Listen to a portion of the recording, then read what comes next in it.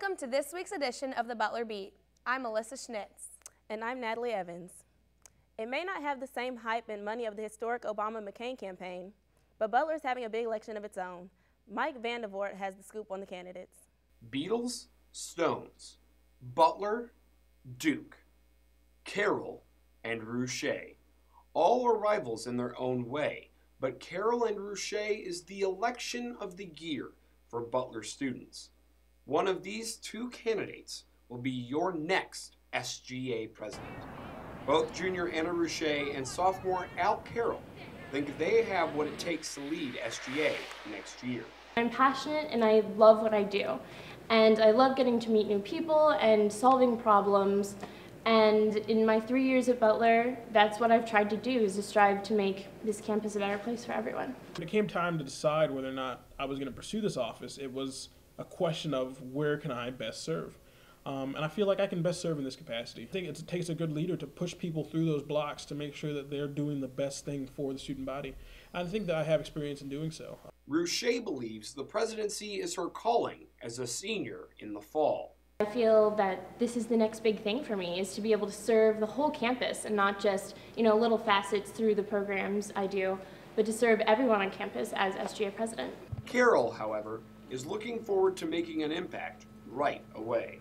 And there's things that seem like they're simple enough that they should be done already. And I think that the student body should see that we, as a student body, could do better. You can decide who ends up on this wall as Butler University's next SGA president by voting Monday, February 28th from 8 a.m. to 8 p.m. online or from 11:30 a.m. to 1 p.m. at Rock the Vote in the Riley Room. For the Butler Beat, I'm Mike Vandervoort. Some sophomores are up in arms about reported housing changes for the fall, but administrators say not as much is really changing as some students may think. Our administrative beat reporter, Mike Ellis, has more. Record enrollment numbers have forced Residential Life to tweak its junior housing policy. Starting next fall, only juniors with demonstrated financial need will be allowed to live at the University Terrace. All other juniors must apply for housing at the apartment village, which Dean of Student Life Irene Stevens says has always been the upper-class hall. The agreement with the Neighborhood Association, BTNA, when we built the village was it would be for junior housing only. And the reason being, they did not want juniors living in the neighborhood. They wanted the juniors back on campus. So we built the village with the idea of that being junior housing. Administrators say the University Terrace opened in 2001 as a sophomore housing facility, but smaller class sizes have allowed juniors who would rather live at the less expensive UT to be accommodated accordingly. The enrollment figures that ignited the decision look something like this. Last August, almost 1,100 freshmen enrolled at Butler. That total is up over 100 from 2009 and exceeds the university's target number by almost 150. Those freshmen will become sophomores next year, condensing the amount of space available at Residential College and the UT. This bulldog boom may scare some, but Vice President of Student Affairs Levester Johnson says he believes the university is equipped to handle larger classes. We've built 35 additional bed spaces within Switzer Hall. That'll be available for them. We'll continue to have possibly the use of the Christian Theological Seminary apartments, by which we can have additional space for sophomores to live in. Sophomore Lauren Albert says she understands the reasoning behind the decision, but wishes she would have learned about it earlier. They knew how big our freshman class was this year. I feel like they would be able to tell, because of this year's enrollment and last year's enrollment, the kind of slope of increase, and could have predicted that a little better to inform us earlier. Students should contact Residence Life personnel with any questions or concerns. Secondhand smoke claims the lives of thousands of people each year, and that's one of the reasons Butler decided to implement a new smoking policy. Starting March 1st, students, faculty, and staff will no longer be able to walk across campus while smoking. Instead, they will have to stay in designated smoking areas that are located around campus. The old policy just stated that people must be 30 feet from a building before lighting up, which some students didn't agree with. As an advocate for public health, our pharmacy class started a new initiative, Smoke Free Butler, to create a healthier environment for campus and minimize smoking. And over the past couple years, it has become a campus-wide initiative, and we're really pleased with the success that it's had so far. For people that do smoke, it's never too late to quit. Butler offers resources to assist in the process and has a staff that is more than willing to help. Students who are interested in quitting smoking or reducing their smoking can access services through Butler's Health Services, which is located in the Health and Recreation Complex.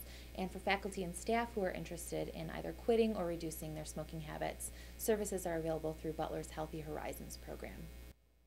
Enforcement of the new policy will rely on members of the Butler community to hold each other accountable.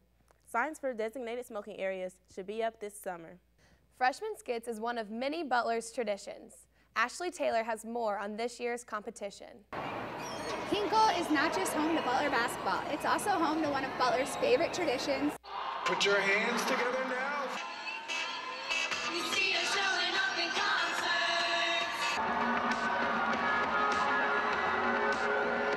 I'm living in that 21st century, doing something mean to it. Thank you, my SOG fan.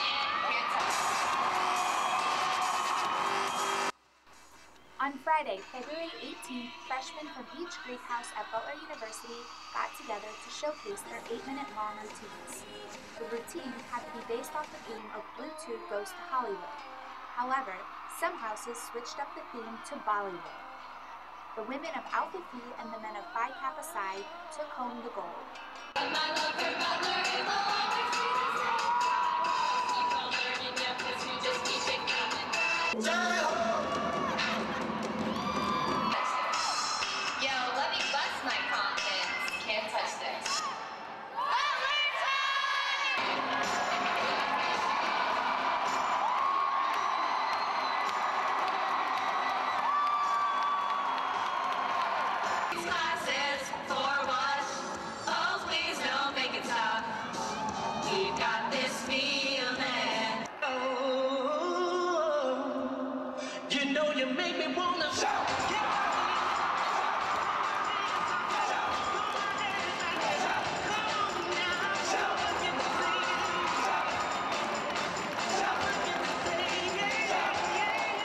Great. It's an amazing feeling.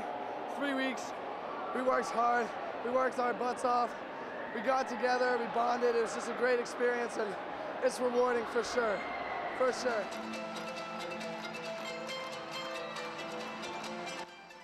For the Butler Beat, I'm Ashley Taylor. Be sure to stay tuned to find out why former Butler basketball player Gordon Hayward is back on campus.